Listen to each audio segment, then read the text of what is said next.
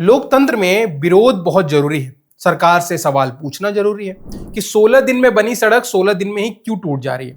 11,200 करोड़ का एयरपोर्ट पानी में क्यों डूब जा रहा है, और केन बेतवा जैसी परियोजना अगर बनी है तो किस कीमत पर बन रही है, किसकी जमीन जा रही है, किसे फायदा हो रहा है, किसे नुकसान हो रहा है, ये सब पूछा जाना चाहिए।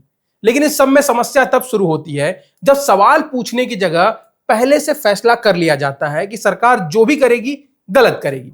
सड़क बने तो लूट, अगर कोई उद्योग लगे तो शोषण हो रहा है, और अगर कोई निवेश आए तो पूंजीपतियों की साजिश है, और कोई बड़ी उपलब्धि मिले तो उसमें भी कमी खोज लेने का एक अभियान चलता है। तब तब सवाल उठता है कि क्या यह सच में विरोध है, या फिर विरोध के नाम पर एक ऐसी सोच की तैयारी है जिसे विकास से ही परेशानी होने लगी है। इन सब बातों से एक बात तो साफ है कि असहमति और विकास विरोध विमर्श के बीच एक स्पष्ट रेखा होती है, और इसी बात पर प्रधानमंत्री नरेंद्र मोदी ने भी स्वतंत्रता दिवस के अपने भाषण में दिमागी नक्सल शब्द का इस्तेमाल करते हुए ऐसी ही विचारधारा पर हमला बोला, जो उनके हिसाब से देश में भ्रम, टकराव और विकास विरोधी माहौल पैदा कर रही है। इसके बाद इस सब पर विवाद होना स्वाभाविक था, तो मैदान में विपक्ष के कई बड़े खिलाड़ी उतर आए। पर एक बात मैं पहले ही साफ कर दूं कि किसी भी सरकार को यह अधिकार नहीं दिया जा सकता कि जो उससे असहमत हो उसे नक्सली या राष्ट्र विरोधी बता दिया जाए। लेकिन सिर्फ शब्द पर विवाद करके उसके पीछे उठाए गए सवाल को भी खारिज नहीं कर सकते। असल सवाल यह है कि क्या देश में राजनीति का एक हिस्सा ऐसा हो गया है जो किसी काम को उसके परिणाम से नहीं बल्कि इस आधार पर देखता है कि उसका राजनीतिक श्रेय किसे मिलने वाला है। इसी फहरिस्त में बिहार चुनाव के दौरान कांग्रेस नेता कन्हैया कुमार का यह बयान कि राज्य में बन रहे हाईवे और सड़क बिहार के पानी की लूट करने के लिए बनाई जा रही है। अब बताइए, यह भी कोई बात है? सड़कें किसी भी राज्य की आर्थिक प्रगति की रीढ़ होती है। वो उद्योग, व्यापार, शिक्षा और स्वास्थ्य सेवाओं तक पहुंच आसान बनाती है। यदि विकास की ऐसी बुनियादी परियोजनाओं को भी जनता के शोषण का माध्यम बताकर पेश किया जाएगा तो इससे समाज में भ्रम और अविश्वास ही पैदा होता है। संसाधनों के इस्तेमाल पर सवाल उठाना बिल्कुल सही है। पानी कितना खर्च होगा, उद्योग से स्थानीय लोगों को नौकरी मिलेगी या नहीं, पर्यावरण पर क्या असर पड़ेगा, जमीन का मुआवजा कैसे मिलेगा, ये सभी गंभीर सवाल है। लेकिन सड़क बनने को ही लूट के साथ शुरुआत मान लेना किस तरह का तर्क है?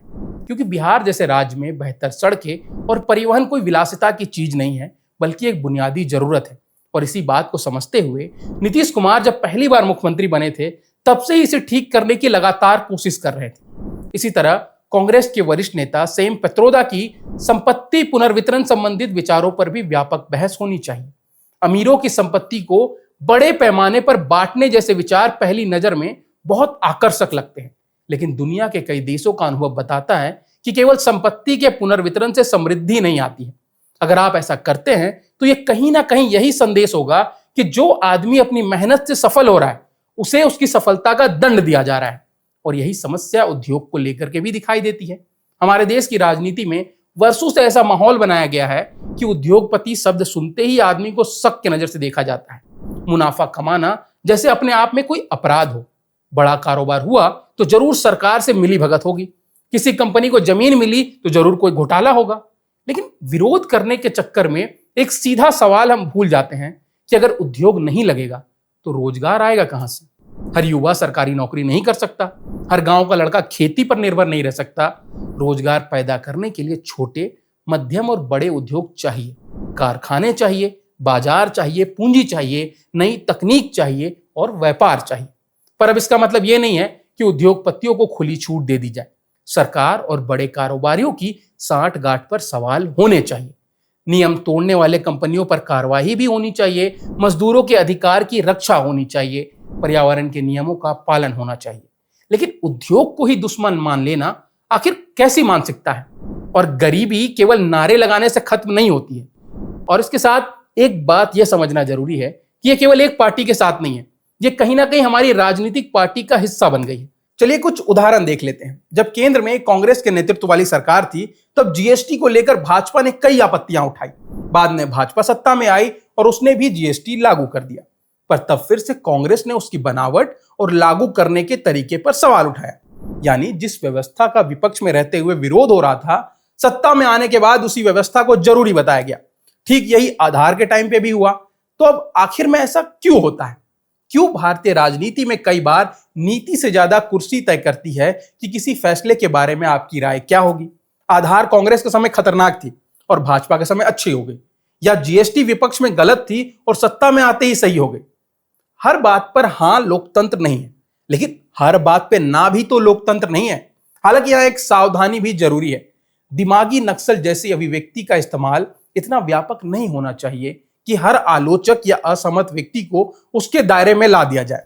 लोकतंत्र में आलोचना कभी शत्रु नहीं रही है, बल्कि सुधार का माध्यम होती है, और सरकारों को भी यह सुनिश्चित करना चाहिए कि वैध असहमति और राष्ट्र विरोधी सोच के बीच अंतर बनाया जाए। देश को ना तो हिंसक नक्सलवाद की जरूरत है और ना ही ऐसे सोच की जो हर सकारात्मक परिवर्तन को ही संदेह के घेरे में ला दे।